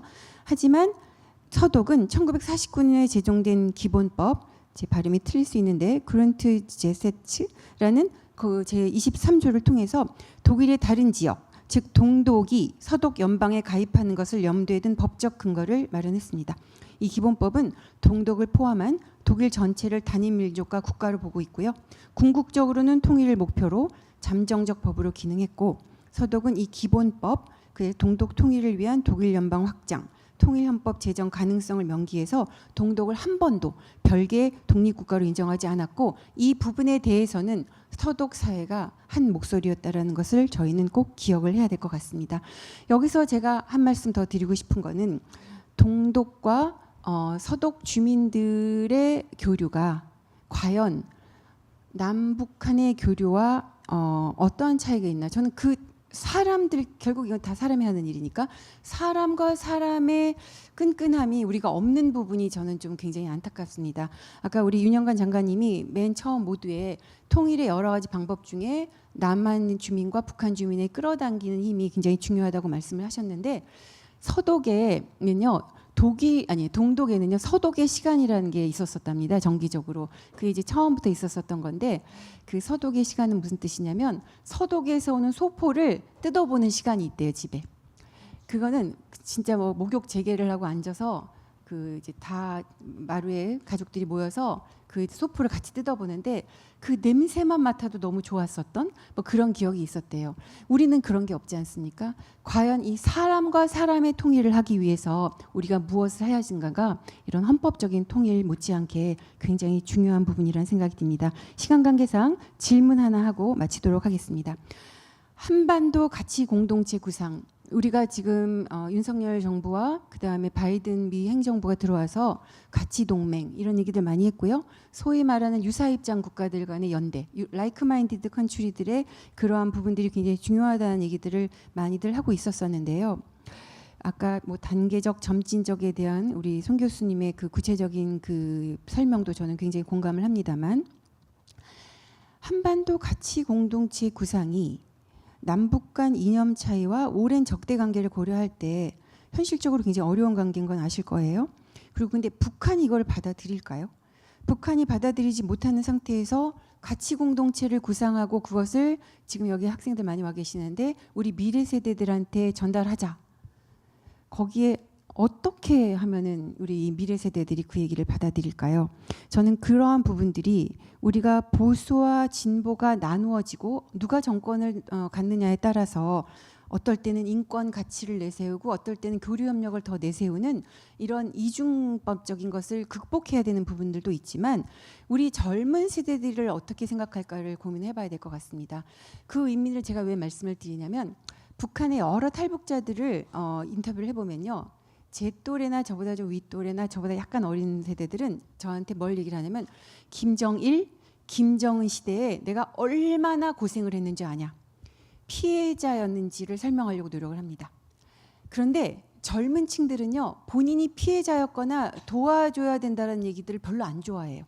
본인이 내 조국이라고 그래요. 내 떠나온 고국을 위해서 무언가를 하고 싶은데 내가 뭘 할 수 있는지를 좀 도와달라고 얘기를 합니다. 저는 그게 장마당 세대들이 지금 저희 그 기존 세대들과 다르다고 생각을 하거든요.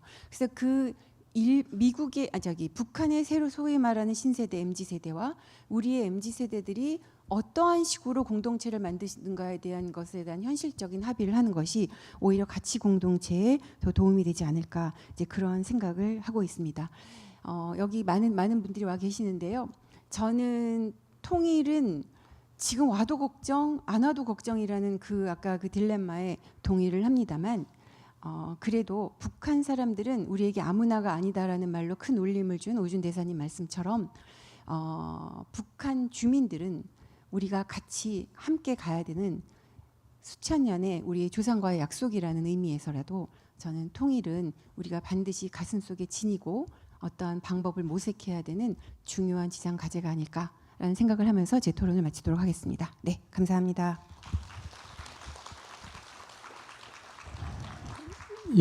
감사합니다. 제가 시간 관계상 요약은 다시 하지 않겠습니다만 아주 유익한 그런 토론을 해주셨습니다. 이어서 정인경 교수님 토론해 주시겠습니다. 네, 감사합니다. 네, 저는 이화여자대학교 법학전문대학원의 헌법 교수로 있고요. 사실 제가 이제 작년까지 헌법재판소에서 헌법연구관으로 근무를 하다가 올해 학교로 자리를 옮겼습니다. 그래서 이런 훌륭한 토론의 기회를 주셔서 굉장히 감사드립니다. 그래서 시간 관계상 저도 인사를 짧게 하고 바로 본론으로 들어가도록 하겠습니다. 저는 개인적으로 사실 우리 헌법상 이제 3조와 4조가 굉장히 상반된 내용을 규정하고 있는 조항이고, 우리가 이제 분단 국가로서 굉장히 특이한 규정을 두고 있는데, 앞에서도 많이 말씀하셨듯이 이제 3조는 영토조항으로 한반도와 그 부속 도서를 우리 대한민국 영토로 한다고 우리가 재헌헌법부터 규정을 하고 있고, 그 4조의 이제 평화통일 추진 조항은 자유민주적 기본질서에 입각해서 이제 평화통일을 추진한다는 그런 내용의 4조는 우리가 87년 그 헌법, 지금 현행 헌법으로 개정된 다음, 그때 개정 이후 개정된 적이 없는데요. 그때 추가가 된 조항입니다. 그래서 그 어떻게 보면은 북한의 이런 이중적 지위라는 것도 우리 그 8차 헌법 개정 때 이제 4조가 추가되면서 그 이후에 변화된 상황이라고 이해할 수 있습니다. 그래서 우리가 87년 그 헌법 개정에서 4조가 추가가 된 다음에, 그 다음에 이제 노태우 정부 때 북방 정책이 굉장히 적극적으로 추진이 됐고, 그 다음에 이제 남북 교류 협력에 관한 법률이 제정이 됐습니다. 그리고 우리가 또 북한이랑 유엔에 동시에 이제 국가로서 가입을 했고, 그 다음에 이제 91년도에 남북 기본 합의서가 이제 추진이 돼서 92년부터 이제 발효가 됐었는데요. 남북 기본 합의서의 이제 정식 명칭은 뭐 화해와 협력, 상호 불가침을 위한 협약, 이렇게 합의서라고 돼 있는데, 그 명칭은 이제 합의서지만 앞에서도 말씀하셨지만 동서독도 지금 이제 서독은 동독을 절대 국가로 인정하지 않고 동서독을 특수 관계로 인정하면서도 맺은 그 문서의 이름을 조약이라고 했잖아요. 그래서 저희도 사실은 남북 기본 합의서가 사실은 그게 이제 조약의 성질을 가진다.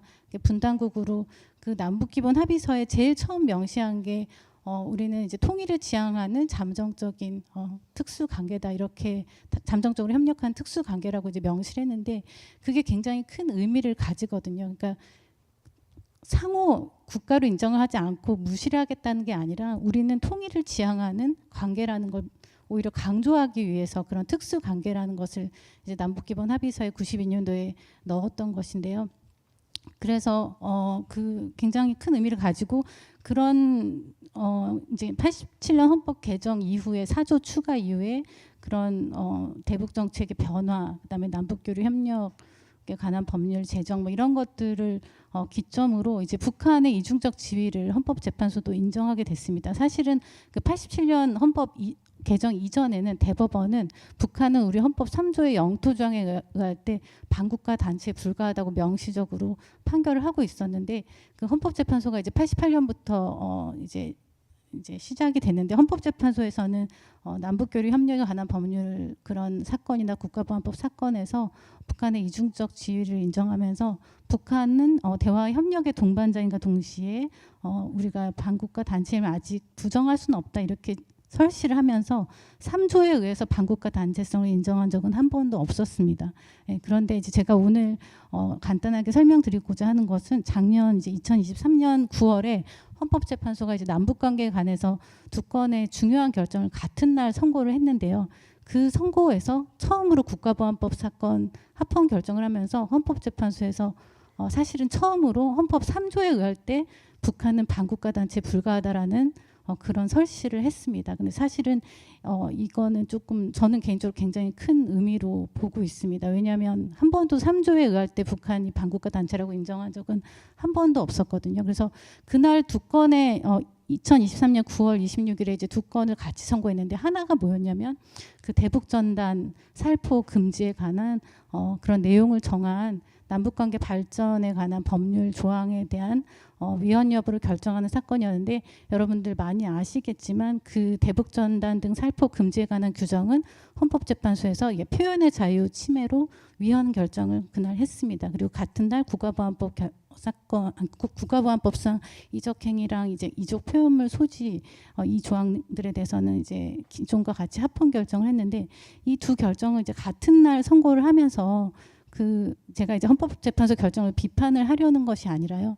약간 그 어떤 이제 헌법재판소라는 곳이 우리나라의 헌법을 어떻게 보면 해석을 하는 기관이고, 뭐 행정부처럼 유권 해석 기관이라고 말하기는 어렵지만 헌법재판소가 헌법을 어떻게 바라보느냐는 사실은 다른 사법부의 결정 판결에도 많은 영향을 미치고 행정부에도 사실상 영향을 어느 정도 미치게 됩니다. 그래서 주목할 수밖에 없는데 그 대북전단 등 살포 금지에 관한 규정은 아시다시피 남북기본 합의서에도 우리가 92년 남북기본 합의서에도 상호 비방 중상을 하지 않는다라는 조항을 넣었습니다. 그게 뭐 대북전단 살포 금지 이런 말을 딱 넣진 않았지만 사실 그런 것들에 대해서 북한이 계속 민감하게 반응해 왔고 그렇기 때문에 그 내용을 92년에도 넣었었던 것이고요. 그 다음에 이제 남북관계가 굉장히 많이 변화를 겪었지만 이제 최근에 2018년 판문점 선언 때는 좀 명시적으로 그런 대북전단 살포를 좀 하지 않는 것 이런 것들을 이제 내용에 넣었었습니다. 그래서 그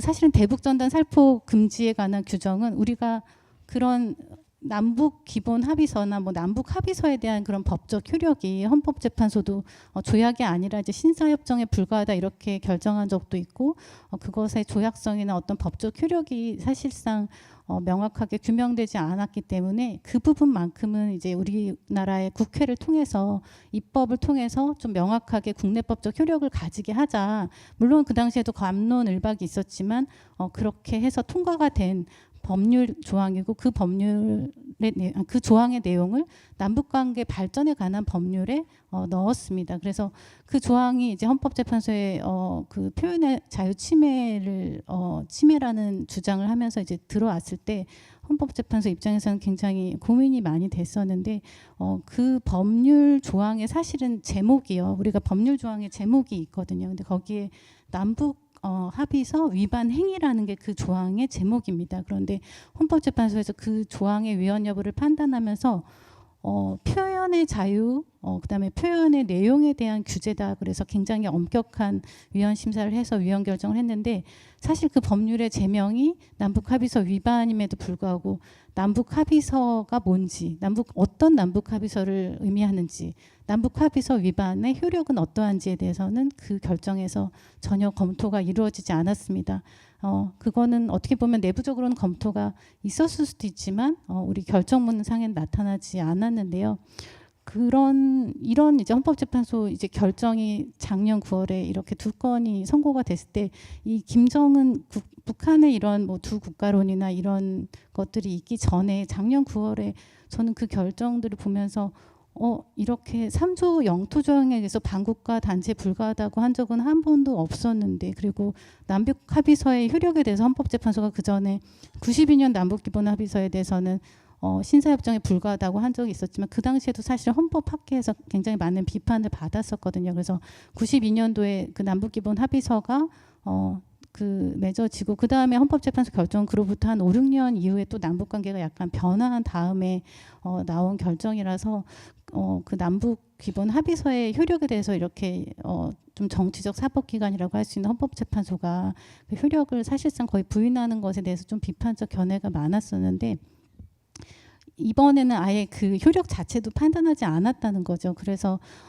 이런 이제 헌법재판소의 결정이 앞으로 어떤 영향을 미칠까 저 개인적으로 좀 궁금했었는데 지금 이제 그 북한에서 이제 김정은이 아예 이제 우리는 통일을 하지 않겠다. 그러니까 통일을 하지 않겠다라는 입장을 표명했는데 사실은 네 이거는 우리 이제 남북 관계를 굉장히 요동쳐 왔지만 이런 경우는 처음인 것 같아요. 처음이고 이거에 따라서 우리의 입장이 이제 바뀌어야 되나, 우리 헌법을 거기에 맞춰서 개정해야 되나 그런 건 조금 지금은 아직은 시기상조인 것 같고 어떻게 이제 대응해야 될 것인가인데 우리도 지금 어쨌든 작년에 헌법재판소의 입장은 기존과 좀 달라졌다는 점 그런 점들이 어떤 영향을 미칠지 두 분 교수님 발제진 교수님도 한 말씀 해주시면 감사하겠습니다. 이상입니다.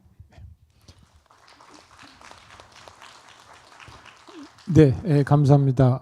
2023년 9월 헌재 결정을 중심으로 해가지고 토론을 해주셨습니다. 시간이 거의 다 돼가고 있기 때문에 이 두 분 발표자께 마지막 발언 기회를 드리기 전에 여기 와 계신 여러분들께서 혹시 질문이 있으시면은 한 두세 개 이렇게 받고 그 질문과 질문에 대한 대답도 함께 이제 토론하실 때 해주시는 걸로 한번 해볼까 합니다. 혹시 질문 있으시면 손 들어 주십시오.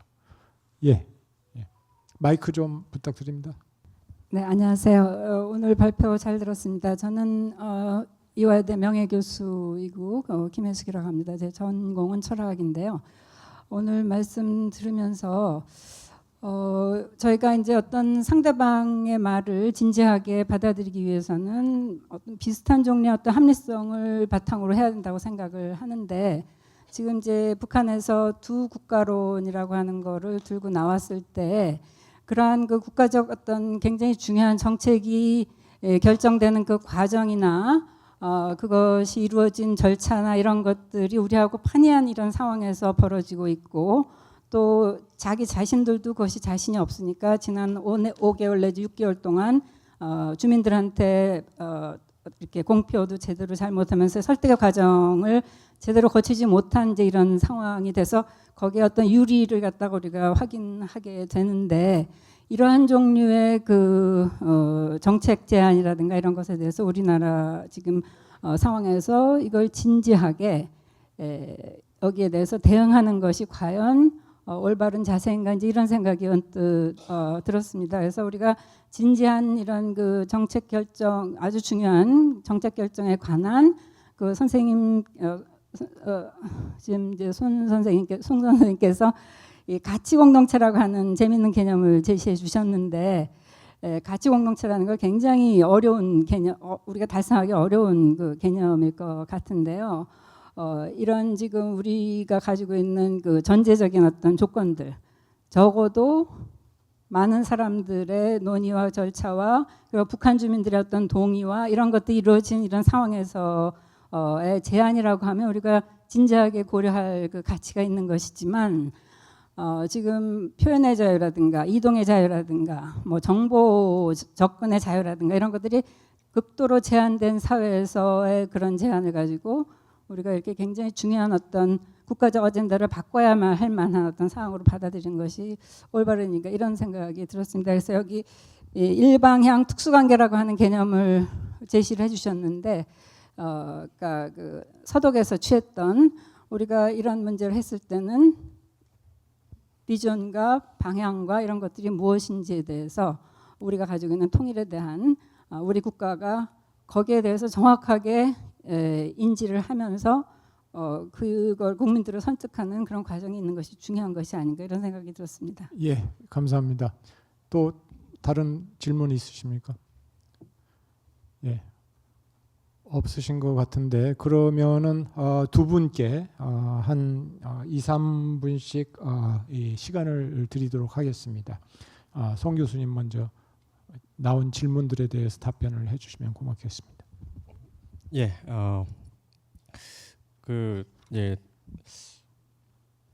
먼저 이렇게 토론 내용에 대해서 이제 말씀을 좀 드리겠습니다. 일단 제가 이해한 거에 따르면 그 두 번째로 질문 주신 우리 정 교수님께서 남북 합의와 관련된 특히 이제 대북 전단 금지 조항 위헌 결정 뭐 이런 것들이 어떤 영향을 줄 것인가 이제 질문을 하셨는데요. 일단은 이제 제가 발표한 내용과 관련해서 이제 말씀을 드리겠습니다. 남북 합의 제 발표문엔 28페이지 하단부에 있는 내용하고 연결이 될 것 같은데요. 그런 것 같습니다. 저는 남북 합의를 각 정권과 정부에 따라서 대통령에 따라서 이제 합의를 합니다. 그런데 이번 대북 전단 금지 조항이 문제가 된 것도 사실은 그런 내용들이, 그러니까 남북 합의서를 했을 때 남북 합의서가 그대로 규범력을 갖기에는 사실 그동안 여러 남북 합의서 보면 조항 체계적으로도 이것이 과연 조문화할 수 있을 것인가, 바로 규범력을 부여할 수 있을 것인가 문제될 만한 조항들이 굉장히 많습니다. 그리고 또 그것이 실제 헌법적으로 보더라도 예를 들어 남북 기본합의서 같은 경우에 서로 체제를 인정한다는 조항이 있거든요. 체제를 인정한다는 조항이 만약에 들어간 남북 기본합의서가 법률적 규범력이 있다고 하면 바로 위헌 소지가 있습니다.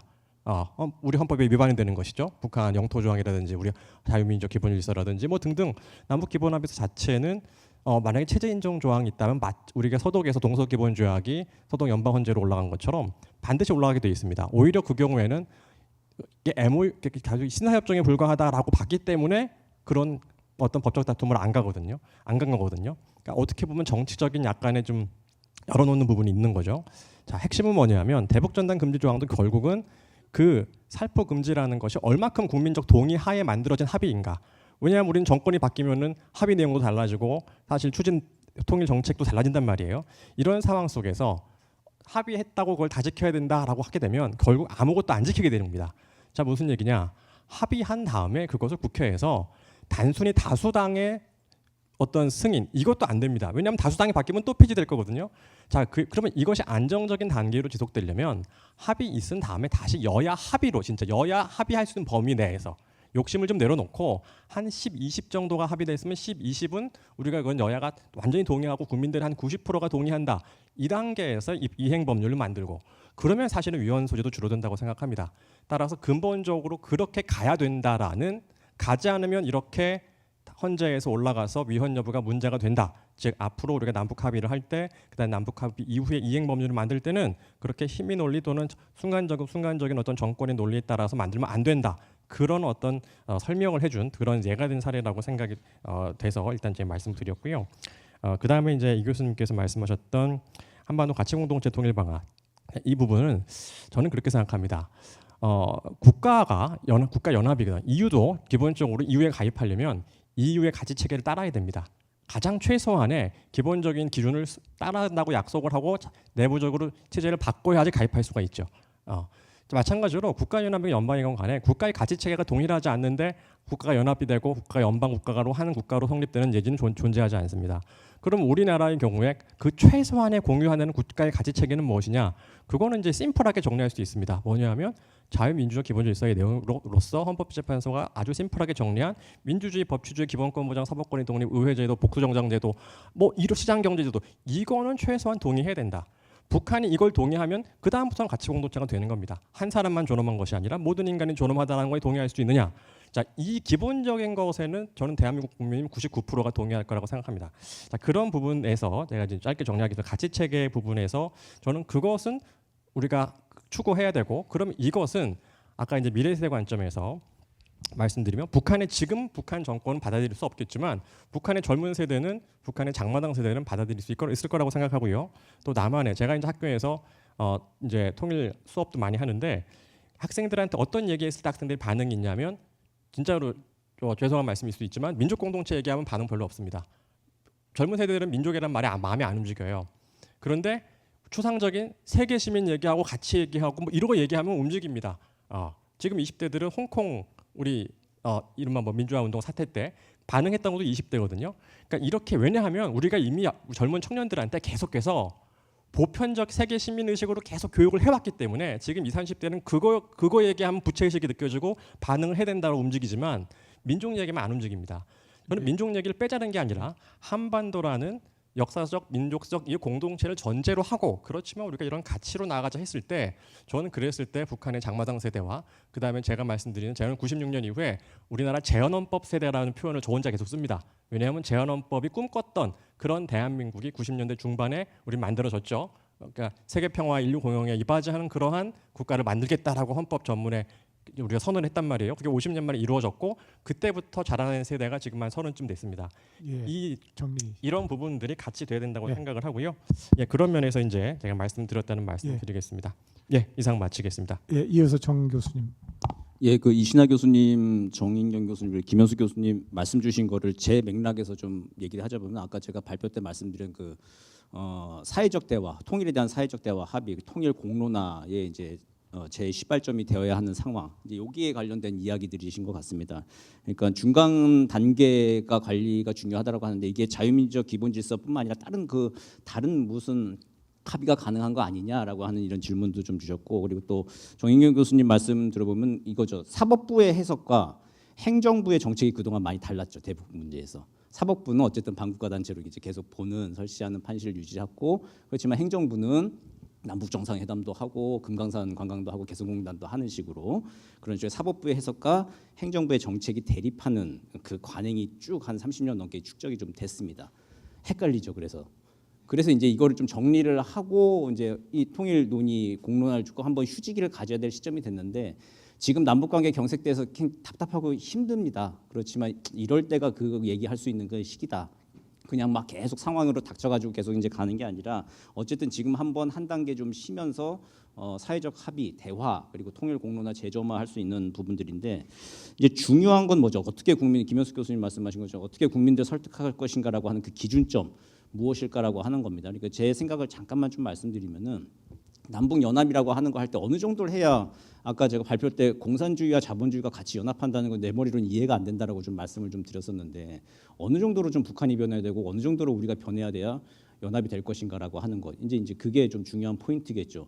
근데 어쨌든 헌법의 입장에서 봤을 때 우리는 4주에 따른 자유민주적 기본질서라고 하는 게 있는데 이거를 어떻게 해석해서 북한에 어느 정도 변화 들어오면 자유민주적 기본질서 내에 들어온 걸 우리가 해석해 줄 것이냐 그 틀을 만드는 게 중요할 것 같습니다. 그러니까 예컨대 중국 공산당 정도 하면은 연합한다고 할 수 있을 것이냐, 베트남처럼 하면은 한다고 할 수 있을 것이냐, 경제적인 면만 그렇게 시장 경제를 바꾸면은 중앙 집권 계획 경제가 아니라 경제주의, 사회주의 시장 경제 하면은 받아들일 것이냐 여기에 대한 이제 논의들을 제대로 좀 해야 되는 게 지금 이 휴지기에 우리가 좀 할 일이라고 좀 생각이 좀 듭니다. 그리고 한 가지 더 말씀드린다면 이제 최소주의 합의라고 하는 것, 송인호 교수님 말씀하신 건데. 최소주의 합의라고 하는 것을 좀 국회에서 꼭 좀 해야 되겠죠. 가장 이게 모든 걸 다 합의하려고 하니까 아무것도 합의가 안 되고 지금 이렇게 계속 난항을 겪고 있는데 꼭 이제 합의할 수 있는 것들만 좀 찾아서 최소주의 합의의 점들을 찾아가는 것들이 중요하겠다 생각을 합니다. 예, 감사합니다. 아주 두 분 그 발표와 토론을 잘 해주셨고 또 두 분 토론자 선생님들께서도 아주 중요한 지적들을 많이 해주셨습니다. 이제 끝내야 될 것 같습니다. 저희들 논의 중에서 중요한 것, 핵심적인 이슈는 그 잠정적 특수관계를 어떻게 해야 될 것이냐, 이걸 유지해야 될 것이냐, 또는 말아야 될 것이냐 이런 문제들, 그다음에 그것과 관련된 헌법적인 이슈들을 토론을 했습니다. 근데 이러한 것과 관련해서 국민적 합의가 이루어지는 관점에서 제가 한 가지 생각해 본 거는 우리가 좀 통일의 문제를 길게 볼 필요가 있다라고 하는 생각을 해 봅니다.